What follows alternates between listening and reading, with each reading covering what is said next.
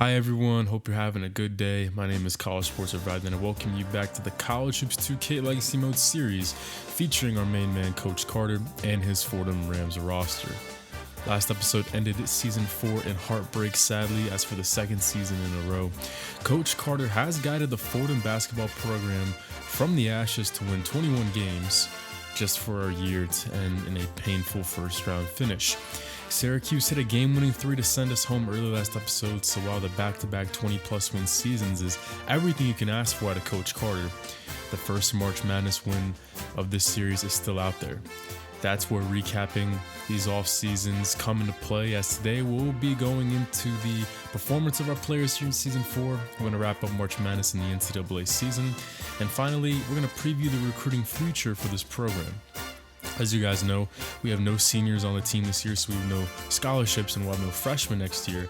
So that means that teaching and everything that goes along with it will be the most important part of development moving forward. I know it's hard to keep perspective when our last 2 seasons ended in the fashion that they did, but all things considered, one of the most young rosters in the nation won 21 games, and the program hasn't put together back-to-back 21 seasons since 1990 and 1991, so we got to keep our minds focused on the positives because the future is very high and bright here in the Bronx. So, as always, let's begin the Year 4 offseason video with our player recaps. At point guard, true freshman, the coach's son Damian Carter. We had to fight off multiple teams from inside the A10 to score this commit, but as long as Damian continues to play ball, I cannot picture him hooping under anyone else. It's become common knowledge that Fordham was one of the youngest teams in the country this season. 6 freshmen, 11 total underclassmen. We needed someone to take the leadership role, and Damian did in a very big way. He finished top 8 in assists within the conference. He also took care of the ball with less than 1.5 turnovers a game on the season. Defensively, he also met expectations as well, finishing second on the team in steals, and more often than not, he and Pat Park were our go-to defenders on tougher matchups. Exceeding expectations came in the form of his offense. He had a nice scoring streak near the end of the season that boosted his yearly average to over 8 a game, and his three-point touch was consistent throughout the year as well. He took almost 2 a game and made 43% of his attempts. It might be smart to expect some regression to the mean next year with his outside shot. He only has a 74 three-pointer, but all in all, it's just another weapon for his game moving forward. Damian also has the highest potential on the team at A-, and as the year goes on, I can see this underclassman take reign of the leadership role and become more and more of a focus in the offense. Kai Hendry has a year of point guard and now a year of shooting guard under his belt. Hendry put together a very promising sophomore campaign, and I think he finally silenced some doubters as well. I think we've all been a little tough on Kai so far in his career. Sure, his freshman year was streaky. Sure, his defense has been criticized. Sure, he's not shown up in some big games in the past, but you really saw most of those deficiencies disappear this season. He was a top 10 scorer in the conference while posting multiple 30-point games. He kept his assists at nearly 3 a game, showing he can still find his teammates at the 2 guard, and really rounded out his offensive repertoire by deepening his bag inside the arc. As a freshman, 52% of his shot attempts were from 3, showing how dependent he was on his jumper. This year, only 44% of his shot attempts were 3s, and yet he was able to put up almost 6 more points a game this season. This is the evidence that shows he's becoming a lot more comfortable inside the arc, which opens up so much for not only him but for the offense as a whole. Still, he would probably be a top 5 scorer in the conference if he can shoot a little bit better from the line. It's puzzling, but he's only a 64% career free throw shooter. It actually went down this year too from last year. His defense regressed a little as this season as well, but it'll offset if he fulfills his offensive potential in my opinion. Pat Park finished up what was the best freshman season ever played in this series. We've seen some impressive first-year performances, such as Kai Hendry's last year, Marcus Saunders back in the UT Martin era of this series, but nobody compared to our boy PAT. Second on the team in scoring, almost second in rebounds, team leader in steals, in my opinion, the best defender on the squad. Really impressive efficiency. He showed up in pretty much every big game. Pat Park checked every box, and I wouldn't be surprised to see him in the running for not only A10 Freshman of the Year, but college basketball's Freshman of the Year as well. I would like to see the ratings inside the arc improve a little, so his consistency is better moving forward. Same goes for his defense, as he was starting to get beat more and more as the season went on, but overall, there's no reason why Hendry and Pat Park can't be an elite duo moving forward. They've shown really good rapport when Fordham went on big runs this year, and they'll be putting fans back in the seats until they retire. On to our starting power forward. Bennett Pinkala had a very similar season to his freshman year, which is okay.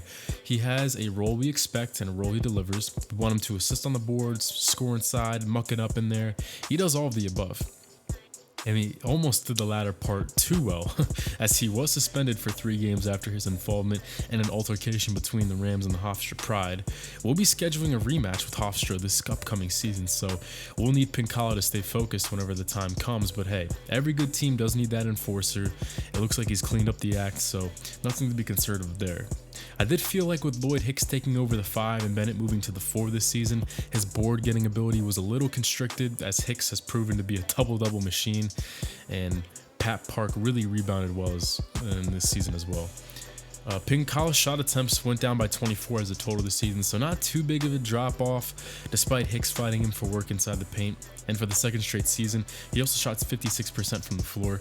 The only concerning regression we've seen is his free throw shooting. The charity stripe was a big problem for us this season, something you don't normally see from a Coach Carter-led unit, but Pinkala's percentage dropped down 8 points, ending the year shooting 46% from the line.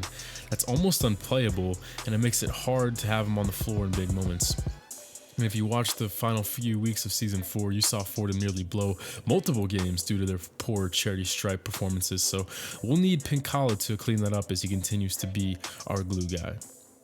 Pat Park may have had the best season ever by a freshman in the series, but honestly, you could make the argument that this mammoth of a human being topped Park's performance and earned the title of best rookie season ever in this legacy mode. We originally found Lloyd Hicks in recruiting down in Montgomery, Alabama as a very underrated 3-star prospect. He led all of high school hoops that season in rebounds as a senior and showed a very skilled game for his size. I was shocked to learn that only really small schools were recruiting him. I can't remember, but I think it was like Alabama State and some like small Florida school that led the way for Hicks. So Coach Carter swooped in and got him, and if this freshman year was any prelude, I think this signing has forever changed the trajectory of this series. Hicks shattered the A10 rebound leaderboard. I think he beat the second place guy by over 1 rebound a game. He just nestled in his way into double digits on his freshman year also, because he had some nice performances at the end of the year, and he even made 66% of his free throws as well. The most impressive part of his season was his rim protection. He was averaging around a block a game for most of the season, so the team lead and pretty solid overall, but all of a sudden his defensive numbers really took off down the stretch, which means he played his best defense against the multitude of elite centers that the A10 has to offer. And that's not just by the numbers saying that, the eye test also tells you that as well. Just go back to the episode where we played Charlotte on the road, where he was up DeAndre Perry's ass all game long in that one. I don't like to swear on the channel, but I had to emphasize just how much he dominated that matchup. I would like to see his expansion of an offensive game, however, as he went quiet when teams opted to go zone against him. Starting 5 done, let's move on to our perennial 6-man, Dustin Black, who has now continued to play a big role in the team for 3 years now. And as you can see, the stats are bugged out, unfortunately, on the team for a couple of players. But don't worry, I have some previous stats written down. And for Dustin, we saw his numbers rise again. Points improved from 4.6 points a game last year to 5.8. He averaged the same amount of assists last season. The biggest improvement was his percentages. Last year, his shooting line went 45%, 38%, and 79%. This year they jumped up to 46, 47, and 82. It's no surprise that he enjoyed this career though. No matter if he's running with the second unit or if he's playing with some starters because of an injury or foul trouble, Dustin's proven that he's a perfect 6-man for us. The first ever commit in this series heads into his final season of eligibility as, once again, the first guy off the bench. He had his career high this season too. That St. Joe's game where Kai Hendry left early with a knee injury, Big Shot Black came off the bench and dropped 21 in that hard-fought win. That was probably the most memorable win of conference play this season, in my opinion. Chen Li's stats were glitched last year as well, so unfortunately I couldn't pull them up from an older video, but I'd be surprised if they top these. With backup big man minutes up for grabs, entering this season, the guys like Chen Li, Junior Battle, and Rondell Dunnington were all fighting for scraps there. He really separated himself from the pack, and we finally saw him get tough and play gritty out there. When Lee played with Lloyd Hicks, I felt like Hicks' shot blocking really rubbed off on Lee, and they played well together. Chen Li also has the best mid-range out of any big man on the team, so part of me wants to make him the first sub off the bench next year to see him help space the paint for Hicks down low. Nonetheless, Chen Li and Dustin Black will be our only seniors receiving major minutes next year, and it's nice to know we're gaining more team unity as we jump into year 5. I think they can be the guys we need to break into that upper echelon we're fighting for. Junior Battle had a bit of an odd freshman year. He started out really strong. I really thought he was going to hijack Chen Li's role and become the first big off the bench for us moving forward, and out of conference, he really was. But perhaps he wasn't quite ready for the A10's physicality yet, because he really hit a wall in the second half of the season, opening up the opportunity for Chen Li. He has games where he put it all together. I think the blowout win at Penn when he got extended run over Lloyd Hicks because Hicks was dogging it that game. That was his best performance on his year. But he'll need this offseason to really figure out how to use that athleticism he possesses. He did average 0.4 blocks in 10 minutes, so that's over a block a game per 30 minutes. But shooting only 44% from the field as a 6'10 athlete is almost unplayable. We'll be prioritizing offense for Junior this offseason and teaching him how to use his bounce for good purposes. Timo Cruz had plenty of moments this season as a true freshman. He was fun to watch on the break, and that was a part of his Richmond repertoire that translated without a hitch to the college level. He finished 21 of 58 from 3 as a freshman, with over half of his attempts on the season coming from deep, field goal attempts, I should say. But I slept on his ability actually a little bit. He finds good shots underneath, giving up the ball and then getting it back off a back cut or something. He moves out the ball, not just for threes, but for layups well.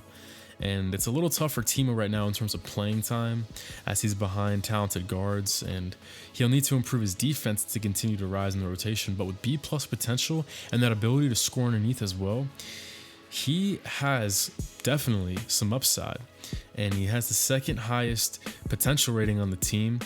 I'm so excited to see where that 83-point shot and 87 shot off the dribble will end up over the years as well. And yeah, overall, I think this is a good, some good groundwork was laid in his freshman year, and Timo's got good opportunities moving forward. Our 10th man in the rotation, the final player I'll be highlighting is KJ Bigsby, who was on the team in season 1 of this series, but honestly, he hasn't really become the stretch big I thought I could mold him into. He's received opportunities both last year and this year, when Chen Li broke his ankle a season ago, and then when Bennett Pinkala received his suspension.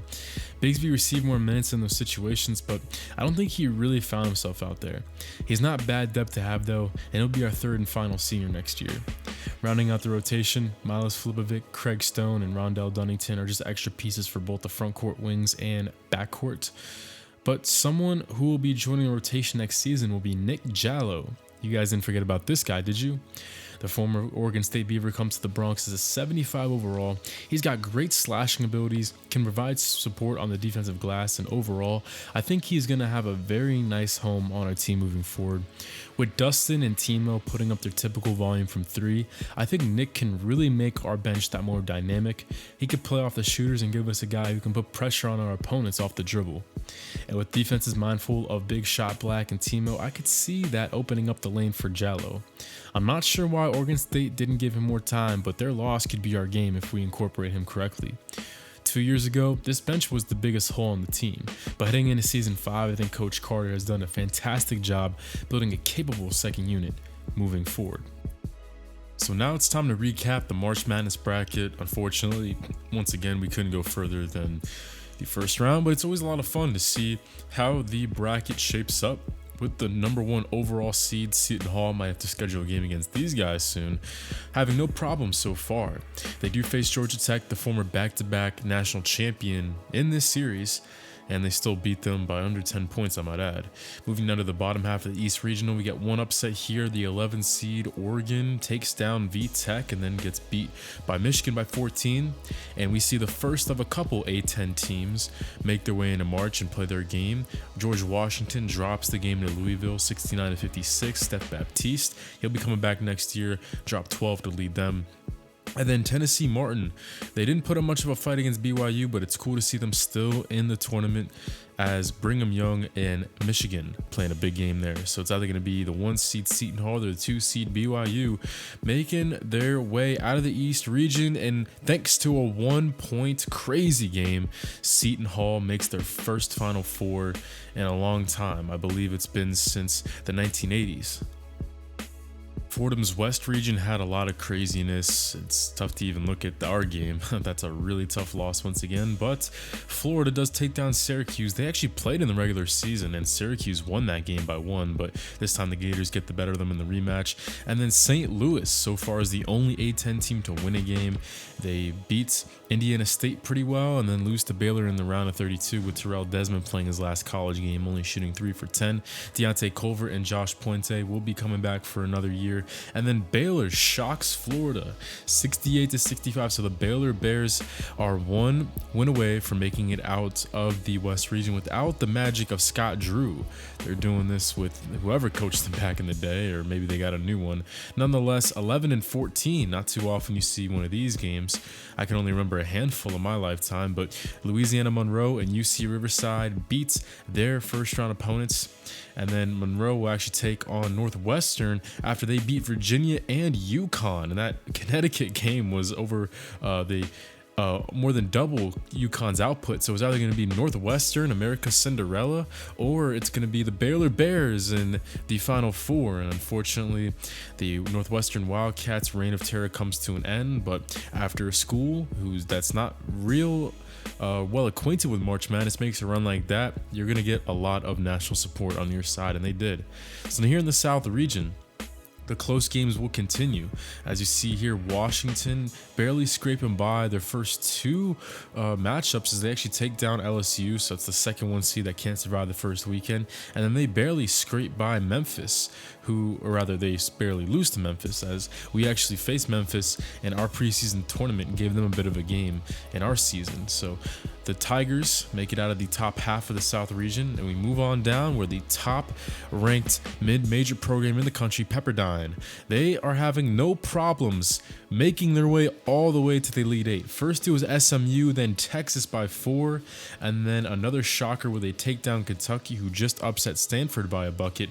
Lots of close games in this tournament, I think more than any we've seen in this series. I think this has been the most competitive tournament bracket we've recapped. So it's either going to be Pepperdine or Memphis, 2 mid-major teams, at least at the time they were. And here we go, coming out of the South, it'll be Memphis. So the second 5 seed of the Final Four this season makes its way there. For the 4th and final region, the Midwest, UNLV trying to make their way back to the title game, but they continue the trend of repeat champions not doing well. Meanwhile, St. Joe's is another A10 team that has an early exit. Jere Calloway, the 18 point per game scorer, one of the best players in the conference, has played his final game as well. He held his own in that one. Then Texas Tech, they will continue to win. They beat UNLV and then lose to UNC, who actually has the top offense in the country. Akron gave them a game though, so even these smaller double-digit seeds, they're well represented in this tournament. Moving down, we see Delaware who nearly beats Kansas. They couldn't do it though. Kansas, the top-ranked three-point shooting team in the country this season. Georgetown beats them by 20, and then Duke takes care of the Hoyas pretty handily. So it's either going to be Duke or it'll be the UNC Tar Heels. So look at this, UNC and Duke in an Elite 8 game. What more can you ask for as a college basketball fan? Especially a game that ends with a 1-point victory. UNC survives one of the best games in college basketball history against their heated rival. And we'll actually be simulating these Final Four games. Seton Hall and Baylor on one half, Memphis and UNC on the other. And the Tar Heels will indeed knock off the Memphis Tigers 83-74. And then on the other side, who will play the Tar Heels? Seton Hall, the top seed in the entire field, and they beat Baylor by 10. So both teams continue to score the rock at a high pace. And speaking of which, if you like offense, you have come to the right place. We already discussed UNC having the best point per game total in the NCAA, but Seton Hall not that far behind. They've actually become an annual, really solid team in this series. They're an annual tournament team, and they finally have the breakout season they were hoping for. 30 wins this year for the favorites, the Seton Hall Pirates. They also won the Big East Tournament Championship, where they took down Georgetown by 4 in the final round. In my opinion, I think the Big East was the best conference in the country, so the Pirates will be battle tested for sure. Seton Hall has had some really good guard play throughout this series. In fact, Kaya Hendry was almost thinking about going here. But they finally have that dominant big man inside in the form of Ryan McDonald. This could be the X factor in this final game and could give UNC fits all night long with their lack of paint defense. He's not the only 7-footer they have as well, but they also have Dyson Snyder on the perimeter. He's going to be tasked with guarding North Carolina's 20-point per game scorer, who we'll be meeting in just a moment. North Carolina's path to the championship, on the other hand, was paved by a dominant beginning and then a dominant finish to their calendar, beginning the season victorious in 14 of 15, then finishing the year winners of 7 out of their last 8 entering today. That's a combined 21-2 record in said games, but sandwiched between those runs were the months of January and February, where the Tar Heels only went 7-7. So which team will show up tonight? That's the question. It's easy to become a fan of this team with the show-stopping skills of 5'11 point guard Tracy Turek, who attempted more threes than anyone else in the country this year, and freak athlete Devon Barlow, who put up 16 a game himself while blocking more shots than anyone in the ACC this year. Will his presence be enough to halt the 2 7-footers that the Pirates possesses? Let's find out. Always a lot of fun with these CPU versus CPU games. I know you guys like them, and I try to bring them whenever I can. We've gotten some pretty legendary performances out of it. I mean, the one that really sticks out to me was that A10 semifinal we watched last year between Charlotte and Xavier, whenever we were trying to figure out who we were going to play in the A10 championship. That wasn't this season, but that was back in season 3. So that one was pretty awesome. And ever since, that's kind of been the standard of these games. Ryan McDonald with the first points of the national championship tonight, a 7-footer from NYC who averages 18.5 points, 5 rebounds, 1.7 blocks. But he's not the only 7-footer on this team, as this one goes inside. And this one's an up and under move put in, though, by Diego Montas, a 6'4 junior out of Philly, who only averages 4 points a game. But he's got one of the first baskets here in Seton Hall's side of things.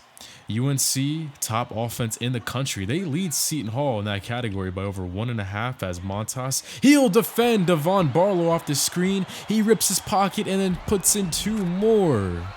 Look at this, the 6'4 junior making a pretty quick impact. That's kind of what we've grown to expect in these games. These high-profile games, all about those X factors and who comes to play. I think people sometimes look too much at the stars and not who surrounds them, as this one's tipped up and in by Bill Hunter. That's one of the best names I've ever heard, by the way. His 3rd offensive rebound in the early goings for points 3 and 4.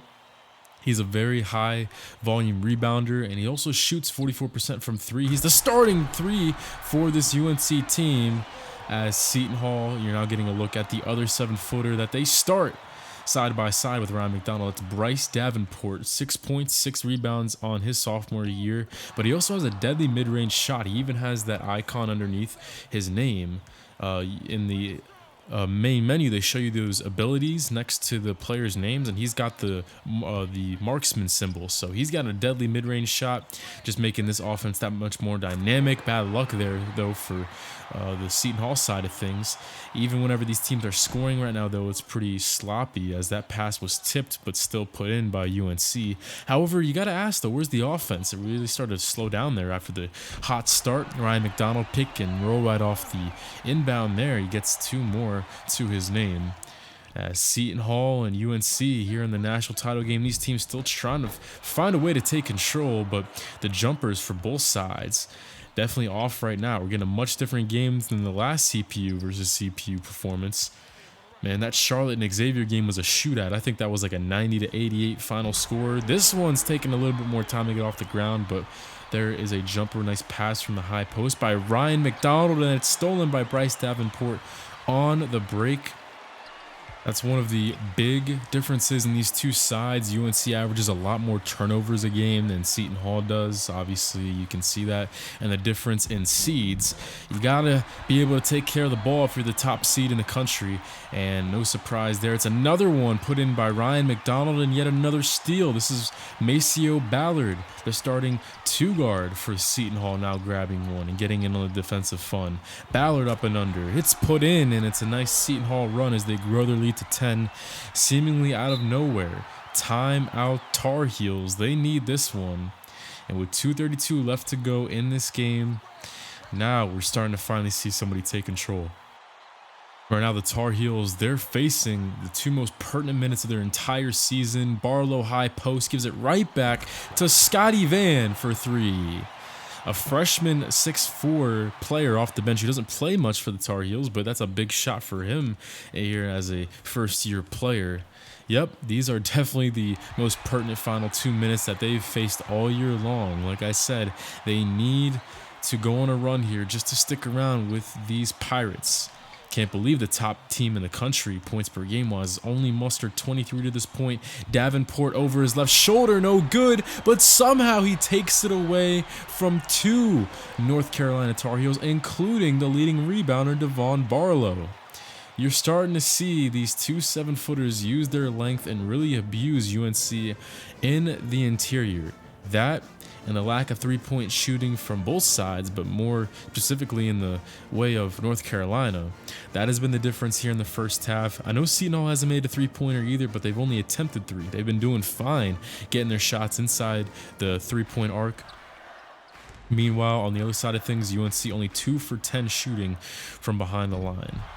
Here's a nice stop, though, to begin the second half. Barlow grabbing rebound number 5, and then Bill Hunter, with momentum, gets downhill and scores points 8 and 9. He was the leading scorer for UNC on their side of things in the first half. Meanwhile, Tracy Turek, the 20-point-per-game scorer, he only had 2 points in the first half. Pretty unbelievable job that Seton Hall's been doing on the defensive side of the floor. Nice little run, though, here by the Tar Heels. Only down by 7 until Bryce Davenport hits Barlow with a spin move and finishes over him. Again, the length of these Seton Hall Pirates towers inside, just using it to their advantage over and over again. 2 7-footers. Meanwhile, the Tar Heels don't start anyone over 6'7". Looks like they want to try it again there. Actually, no, they're going to kick it back out for 3 as Seton Hall finally gets on the board from behind the line. That's Kamani August for 3. And whenever you've been getting beat down low inside for an entire half, like UNC has, that makes you that much more susceptible to the three-point bomb. And that's probably why Seton Hall wanted to do it. They wanted to really establish that low post presence so that opens these types of shots up. Another three-pointer goes. 17-point advantage for the Seton Hall Pirates with only minutes left to play. If the Tar Heels are going to start a run and get back in this game, it's got to start right now. 7:20 left to play. This one's rotated around to Greg Gentry, a 6'3" junior. Now with some space, though, down the lane, it's Lowell Cameron setting up Moore. That's Isaac Moore, who was actually on our recruiting board a couple seasons ago. I think he was Virginia's Mr. Basketball. I forget what state Mr. Basketball he was, but he was a 4-star freshman, I believe, 2 years ago. And we were actually looking at him.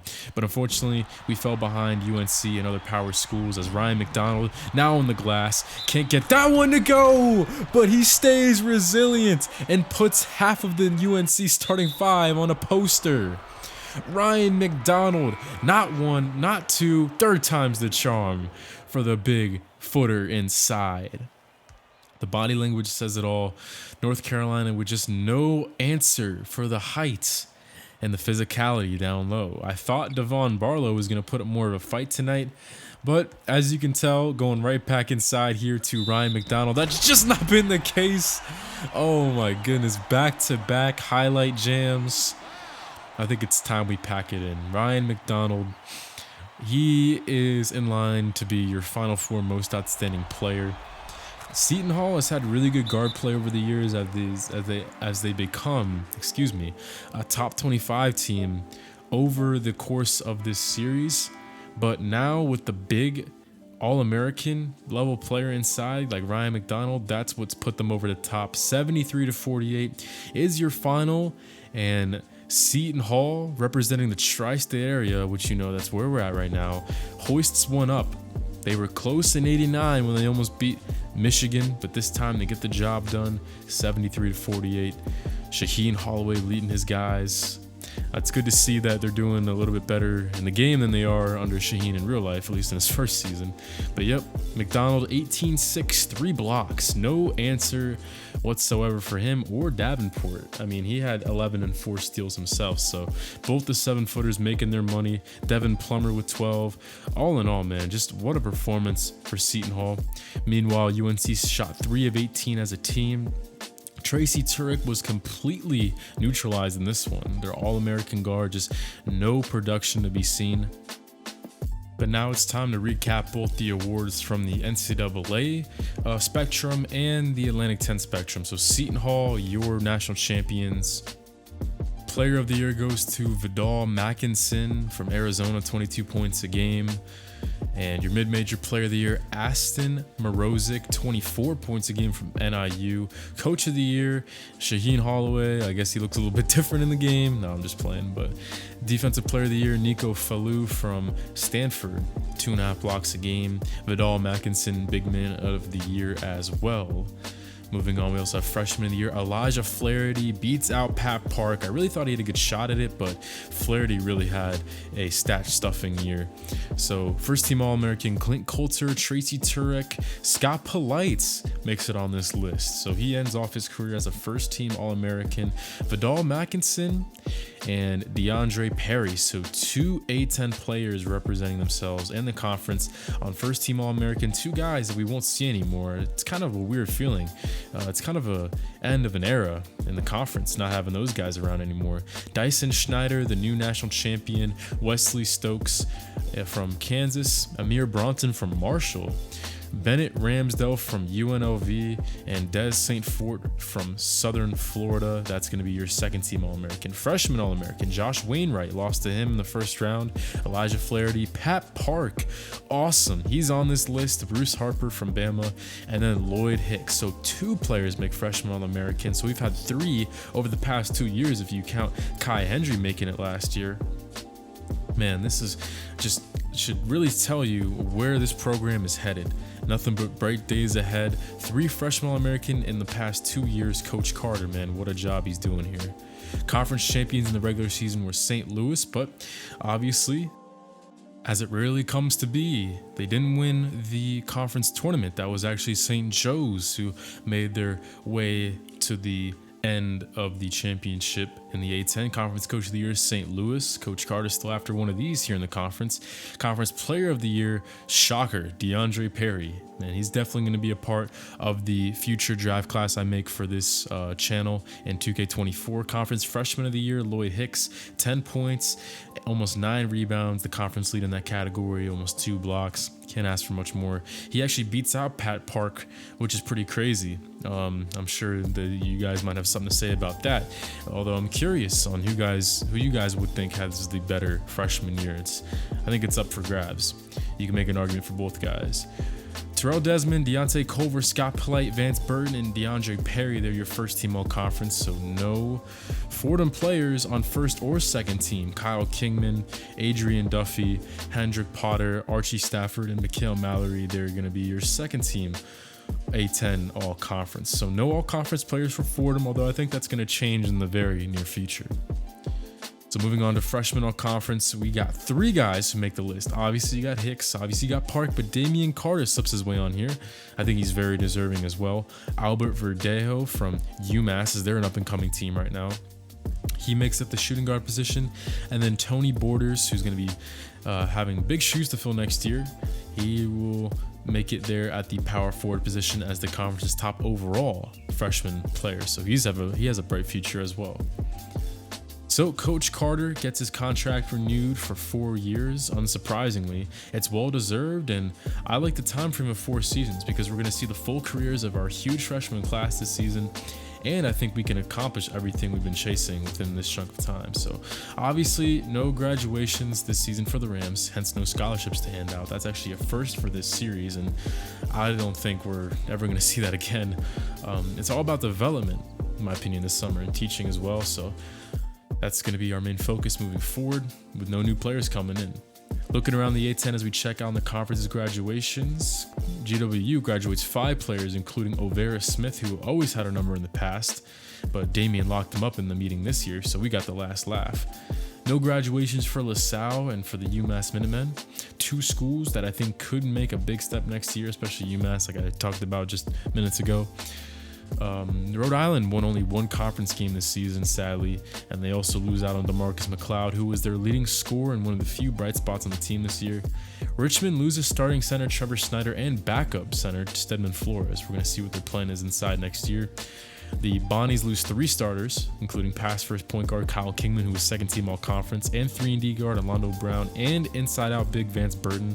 We're actually going to be opening up conference play against the Bonnies this year, in fact. St. Joe's might have to hit the reset button a little bit after winning the conference tournaments. 4 starters graduate, including 18-point per game scorer Jure Callaway. Guys like him don't come along often.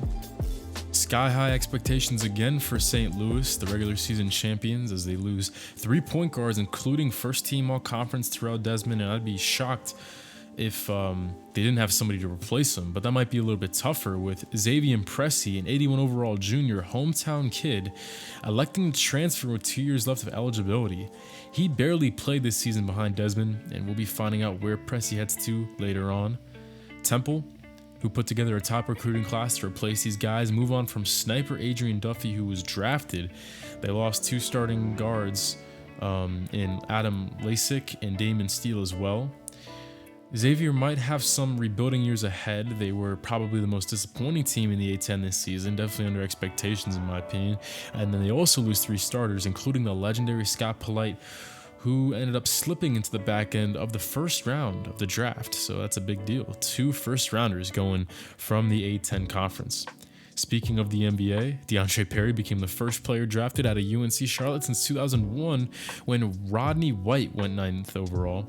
There's only been 4 players in program history drafted, with the most notable one being Cedric Maxwell, who was a very solid player in the 80s. You guys might recognize that name. He won 2 rings with Larry Bird. So we'll see if arguably the most talented player in the history of this channel, at least in college hoops, can outdo him. We're looking for revenge against Dayton after they cut our conference tournament run short. They'll be without top scorer Archie Stafford next year. Duquesne will be without a bench guard, 3 centers, including top scorer Mikhail Mallory, and backup forward Taj Lauderdale, who will be transferring this summer. Coach Carter will be adding another attribute bonus to his stats as we move along. And this is a very important step in securing a bigger coaching job in the future, just getting these attributes up and getting your overall coaching rating up. I believe he got this point for back-to-back 21 seasons, and for the second offseason in a row, I'll be putting the upgrade into teaching, get that up to an A. With our core still being young, practice, progression, teaching triumphs all at the moment. I've been keeping an eye on the Coach Carousel every season as well, watching the Power 6 conferences and what programs have been struggling within this legacy. And perhaps the worst Power Conference team in the NCAA for years now in the conference or in the legacy mode has been Purdue. It's a pretty crazy change of pace from real life, right? Despite their March Madness underachieving in real life, I'm sure you Purdue fans would rather take that over the pathetic 9-win season the Boilermakers mustered this year. And this isn't the first time I've seen them fail to crack 10 wins. Purdue and Nebraska, as the Cornhuskers finished 500 this season, were the only Power Conference schools in the market for new coaches this offseason, so perhaps two teams to be mindful of moving forward if their new guys can't change their trajectory. But hey, look at this. UT Martin hitting Coach Carter's line. They've been solid without him. They're actually coming off an Ohio Valley Conference championship in a 15th seed, as we saw earlier, so Coach Carter's touch has still remained years after his departure. We have news on Xavier Pressey and the rest of the transfers around the country. Our former A10 foe and top transfer in the NCAA will be moving to North Carolina, joining the Davidson Wildcats. I think this could be a fun future matchup to schedule at a conference. after he is actually eligible to play.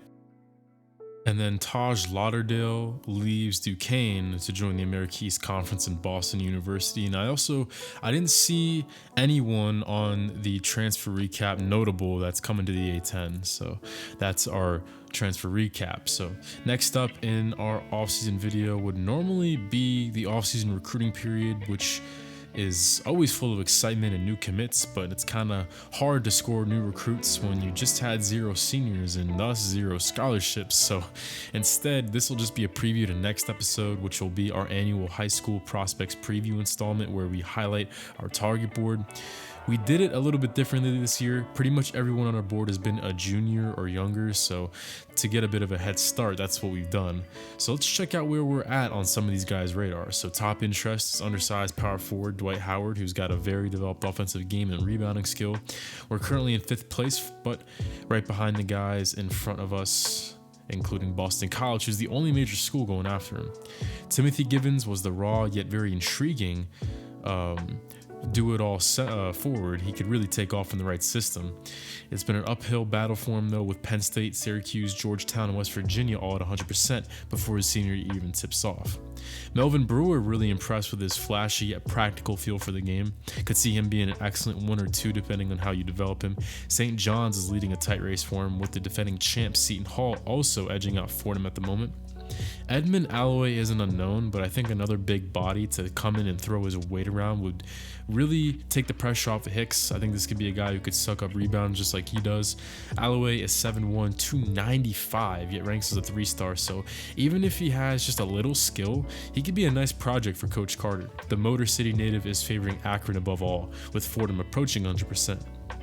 Zach Stapleton probably won't remain on the list for too much longer. He didn't play ABL, so there's nothing to work with yet.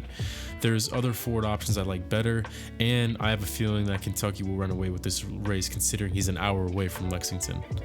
Irving Bauer played under his 4-star caliber in both simulation and in the games we saw.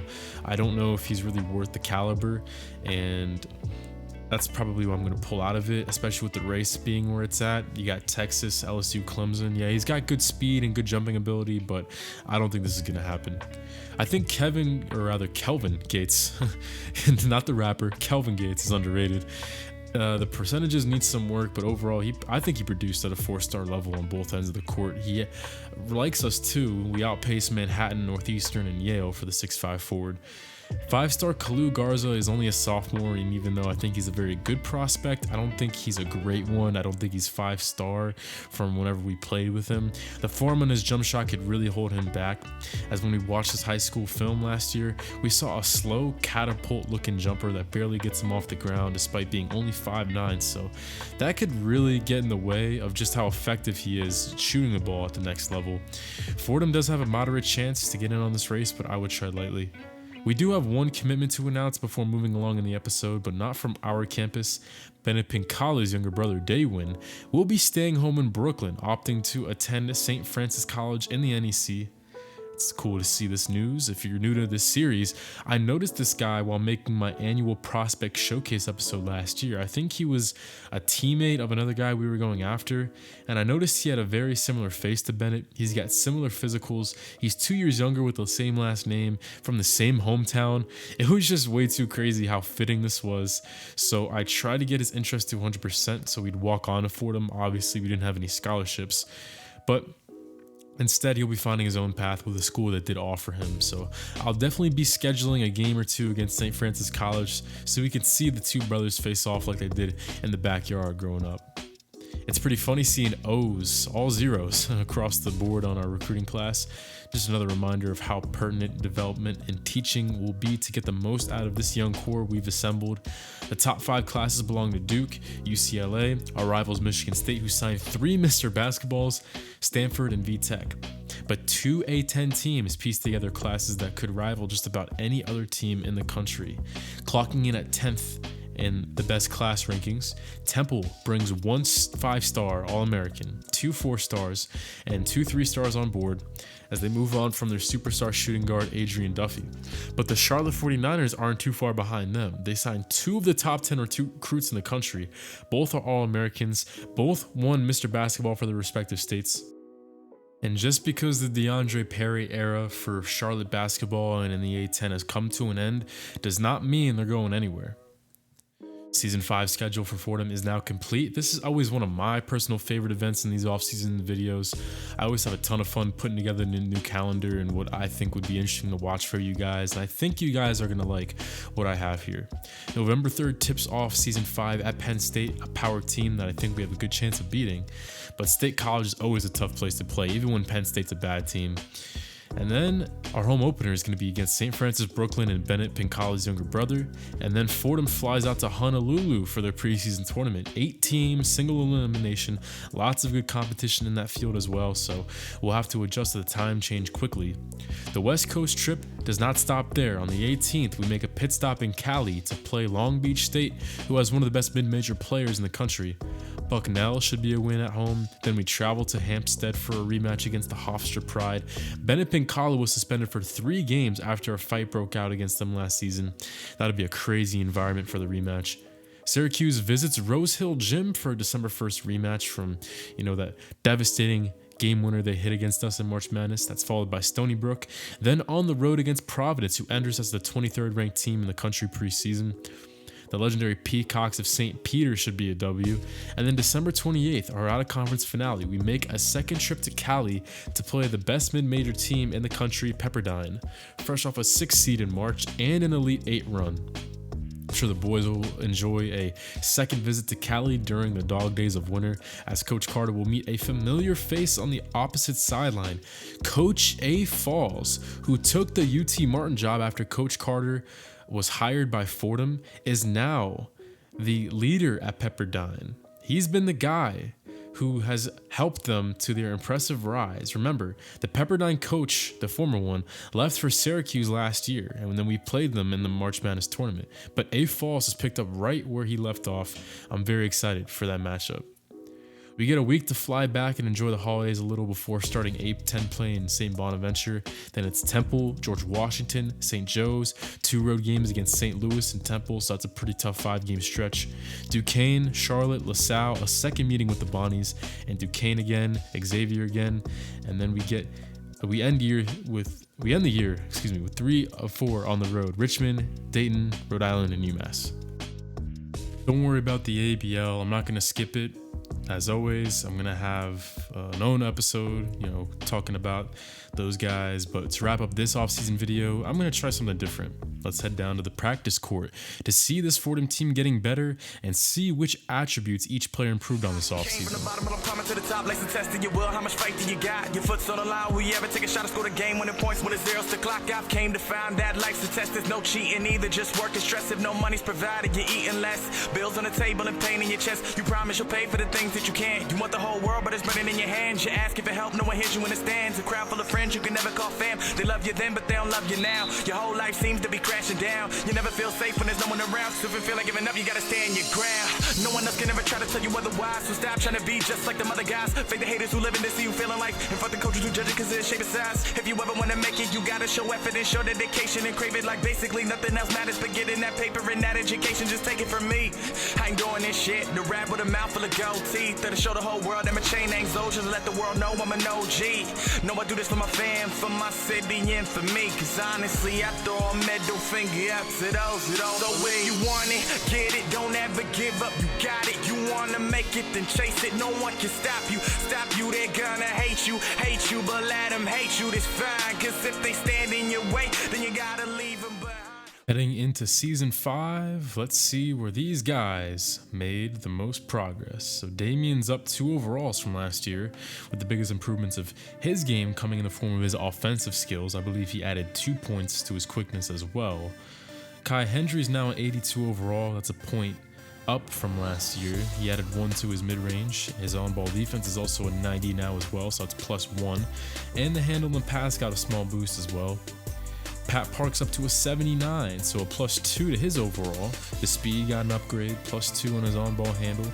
And his weakest offensive trait, his mid-range, got a 2-point boost as well, so that's definitely getting up to be passable. Pincali improved his inside shot and shot in traffic and got stronger, but his overall still remains a 74. I wonder how Coach Carter reacts to that next season. The A10's Freshman of the Year is up 1 overall. His free throw got a +2 boost. Shot and traffic's up, and his low post offense has officially now broken into the 90s as a sophomore. Wow. Dustin Black rises up a point in overall. His close shot and layup got a nice plus over the offseason. Looks like he was prioritizing an inside game. His defense got a +2. Nick Jallo joins the rotation as our 7th man and as our only new face as well. He actually got a +2, so my man has been working in the hopes that he can make good on his fresh start. The bulk of his development came in the form of his shooting. Timo worked for a +1 overall. I was hoping for a +2 due to his B+ potential, but no such luck. 3-pointers went up a point. So did his clutch, and his ball handle got better too. Chen Li remains a 70, which doesn't surprise me. We've all known that he's kind of hit his ceiling with the D potential, but that doesn't discourage me personally. I think he's going to make his last season the best one. And finally, Junior Battle received a +1 overall. He had to work on his shooting traffic to be more consistent. That's now up to a 73. His rebounding improved on both ends as well with a +1 in each. So I had the stats in the beginning of this episode from their last season, so that's how I'm comparing this back and forth, just in case you're curious. And as we wrap up this episode with the rotation preview, I kind of just went through it for you guys. The way I went through the players, looking over their rating improvements, will be our day 1 rotation, 1 through 10. The starting 5 remains the same, so does our 6th man, but Nick Jallo has now climbed his way up to the 7th man. I'm sure the 77 overall slasher is ready to make his debut after redshirting last year. I did make a bit of a mistake here. Chen Li will actually be the 8th man, and Timo will stay at number 9 like last season, and Junior Battle rounds out the rotation, but I'm thinking it will stay a 9-man rotation this season. We project to have 14 players on file total this year, with KJ Bigsby, Miles Filbovic, Rondell Dunnington, and Craig Stone bottoming out the lineup. Well, guys, that's it for me today. Really hope you enjoyed this offseason video. It took me a while to put together, and it's been even harder with work. I've been really busy getting everything set up, but yeah, hope you guys enjoyed. You'll be seeing my high school prospect preview show coming in the next episode, highlighting this upcoming recruiting class, a lot of ups and downs. Hope you guys are ready to see that. I'm College Sports Revive signing out. Year 5 is right around the corner. I can't wait to get this team on the hardwood. It's only a matter of time, so stay tuned for that here on College Sports Revived. Have a great night, everyone.